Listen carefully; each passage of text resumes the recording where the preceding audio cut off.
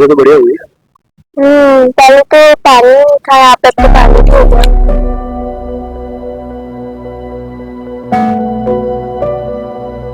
बहुत दिन बाद आया ना यहाँ पे।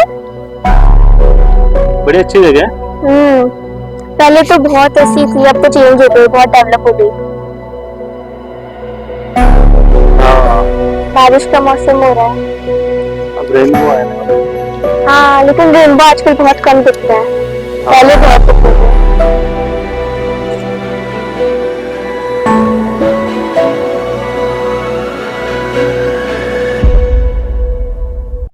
अरे देखो देखो वो क्या कर रहा है।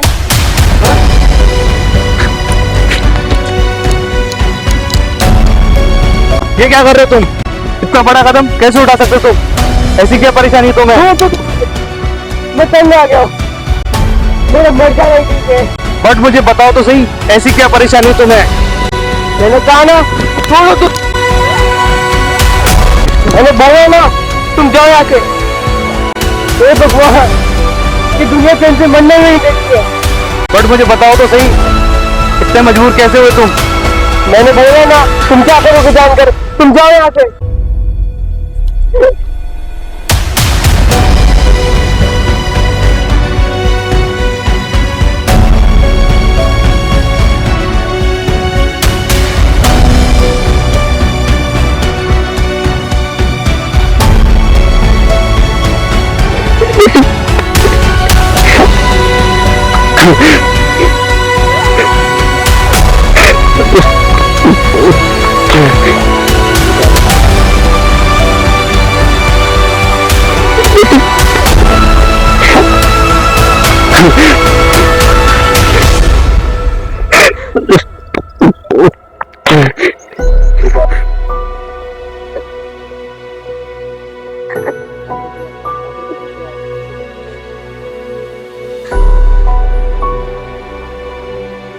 तुम मुझे एक बार बताओ तो सही। भैया मरने किसी को कोई ऑप्शन नहीं है। ऑप्शन तो ढूंढने से मिलता है। तुम मुझे एक बार बताओ तो सही, मैं तुम्हें जीने की राह बता सकूं। क्या करोगे तुम जानकर? मैंने कहा ना कोई मेरे कुछ नहीं कर सकता। देखो तुम मुझे नहीं बताओगे, वैसे भी मैं कुछ नहीं कर सकता। अगर तुम मुझे बता दोगे तो शायद मैं तुम्हारी कुछ हेल्प कर पाऊं। कोई कुछ नहीं कर सकता। मैंने बोला ना मेरे पास मरने की सिवा और कोई ऑप्शन नहीं है। वैसे भी तुम सुसाइड करने जा रहे हो, जाते जाते तुम अपना दुख बताते जाओ।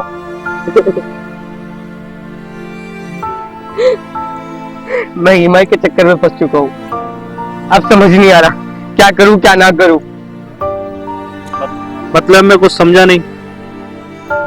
मैंने पिछले साल एक प्राइवेट कंपनी से एक लोन लिया था और थोड़े दिनों बाद एक और लोन लिया था। अब ये लोन का सिलसिला ऐसे चलता रहा, अब समझ नहीं आ रहा कैसे चुकाऊं। अब मेरे पास मरने की सिवा और कोई ऑप्शन नहीं रहा। क्या तुम्हारे पास कोई दूसरी जॉब नहीं है? जॉब थी प्राइवेट लिमिटेड कंपनी में, बट वहां के मैनेजर ने यकीन निकाल दिया कि कंपनी डाउनफॉल में चल रही है, तुम्हें सैलरी नहीं दे सकती। मेरे और मेरे कुछ दोस्तों की जॉब छूट गई। क्या तुमने दूसरी जॉब नहीं ढूंढी? बहुत कंपनी है, कहीं भी जॉब मिल जाती तुम्हें। बहुत इंटरव्यू दिए, पर ये वो देश है जहाँ पे अनपढ़ सरकार चला रहा है और पढ़ा लिखा बेरोजगार घूम रहे हैं जॉब जाने की वजह से। मैं ईएमआई हैंडल नहीं कर पाया, बाउंस होने लगी। अब रोज लोन रिकवरी वाले मुझे फोन करके गंदी गंदी गाली देते हैं, मेरे घर के चक्कर लगाते हैं, परेशान कर रखा है मुझे। अब समझ नहीं आता क्या करूं क्या ना करूं। अब मेरे पास मरने के सिवा कोई ऑप्शन नहीं है। ऑप्शन कैसे नहीं है? ये बात तुम अपने पापा को बता सकते हो, वो शायद तुम्हारी कुछ हेल्प कर पाए। नहीं, पापा को नहीं, पापा बहुत डेंजरस है मेरे, और अगर उन्हें पता चलेगा ना तो बहुत इज्जत डाउन होगी मेरी। लोन की बात बताने में तुम्हें इज्जत का खतरा लग रहा है, और सुसाइड करने से तुम्हारी और तुम्हारे पापा की इज्जत के चार चांद लग जाएंगे, तब डाउन नहीं होगी तुम्हारी इज्जत। होगी, बट मेरे मरने के बाद क्या? अच्छा, तुम तो इस दुनिया से चले जाओगे, पर तुम्हारे माँ बाप के दिल पे क्या गुजरेगी? शायद तुम्हें इस बात का अंदाजा नहीं है। जिन्होंने तुम्हें पाल पोस कर बड़ा किया, तुम्हारी हर जरूरत को पूरा किया, तुम्हारी खुशी का फिर न दिन देखा न रात, भगवान से कितनी मन्नतें मांगेगी जब जगह तुम पैदा हुए हो। पर किस मुंह से पैसे मांगू उनसे? उन पर पहले ही बहुत सी रिस्पॉन्सिबिलिटीज है। ये बताओ, बचपन में तुम्हारी फेवरेट चीज क्या थी? बचपन में मुझे साइकिल का बहुत शौक था। तो क्या तुम्हें साइकिल आसानी से मिल गई थी? नहीं, पापा ने तो साथ मना कर दिया था कि छोटा है, गिर जाएगा, चोट लग जाएगी। उन्हें बहुत फिक्र थी मेरी। तो फिर तुम्हें साइकिल कैसे मिली? खाना पीना छोड़ दिया था मैंने। बहुत जिद की मैंने कि मुझे साइकिल चाहिए। अच्छा, तो साइकिल के लिए जिद की तुमने? तो तुम्हें बहुत शर्म आई होगी उस समय। क्यों? शर्म किस बात की? पापा है वो मेरे, उनसे भी नहीं हुआ तो किससे नहीं हुआ? ये तो मैं तुम्हें समझाना चाह रहा हूँ कि बचपन में जब तुम्हें साइकिल मांगने में शर्म नहीं आ रही थी, भला अब क्यों आ रही तुम्हें शर्म? अपनी जनरेशन में ये दिक्कत है कि हम अपने आप को इतना बड़ा समझ लेते हैं कि हम अपने पेरेंट्स को अपनी परेशानी नहीं बताते हैं, ये सोचकर कि माता पिता क्या समझेंगे, उन्हें कैसे समझाऊं। सोचकर सोचो, वो तुम्हारे माँ बाप हैं, उनके दिल पे क्या गुजरेगी? वो तुम्हारी फीलिंग नहीं समझेंगे तो कौन समझेगा तुम्हारी फीलिंग? एक बार अपनी परेशानी अपने पेरेंट्स के साथ शेयर करो, जिंदगी में तुम्हें सुसाइड करने की जरूरत नहीं पड़ेगी।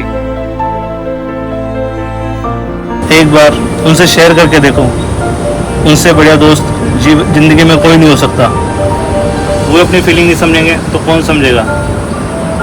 तुम एक बार अपनी परेशानी उनसे शेयर करके देखो, प्लीज मेरे कहने पर एक बार ट्राई करके देखो। ठीक है, अगर आप कहते हैं तो मैं पापा से बात करता हूँ।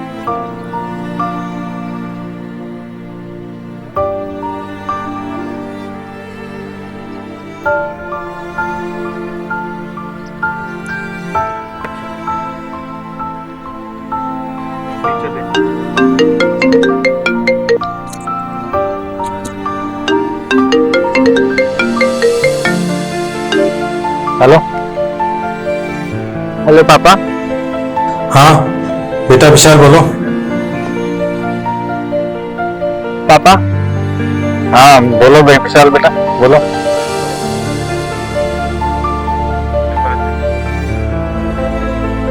बेटा विशाल बोलो। पापा मेरे को आपसे कुछ बात करनी है। हाँ बेटा बोल, क्या बात है? बोलो विशाल। पापा मैं बहुत परेशान हूँ। बेटा तो बोलो ना, तुम क्यों परेशान हो? मुझे बताओ बेटा, रो क्यों रहे हो? मुझे बताओ ना बेटा विशाल। पापा पापा मैंने एक ईएमआई पर लोन लिया था ना,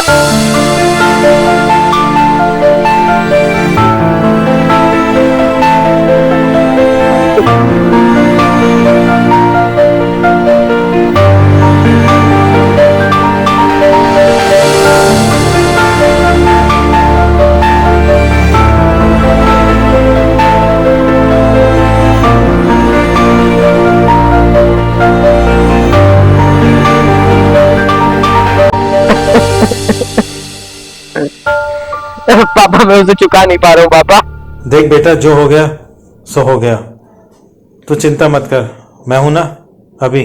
तेरा बाप जिंदा है, मैं कल ही तेरे पास शहर आता हूँ, तो बिल्कुल भी चिंता मत कर। हाँ पापा, हाँ पापा प्लीज आ जाइए। ओके बेटा, मैं आ रहा हूँ। तुम्हारे पापा एक फोन पर यहाँ आने के लिए तैयार हो गए। मैंने सही कहा था, मम्मी पापा से बढ़िया कोई दोस्त नहीं हो सकता। एक बार उन्हें दोस्त बना के देखो। आपने सही कहा। माँ बाप को जिन्होंने मेरे को इसे पूछ लिया। Thank you. प्राउड है। अरे मेरे पास तुम्हारे लिए कुछ है।